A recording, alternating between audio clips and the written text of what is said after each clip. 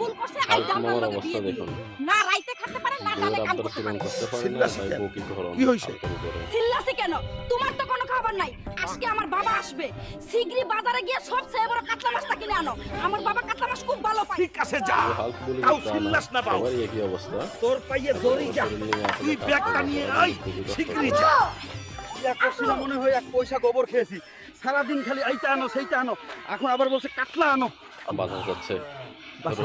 দাদু শতবার সাথে নুনুর মতো মাছ আনছেন বড় মাছ কই আমার তো বড় মাছ লাগবে বড় মাছ খাইতে হলে তো হালকা নদীতে যাইতে হবে মনে হয় এই নদী থেকে সবচেয়ে বড় কাতলা মাছটা পাবো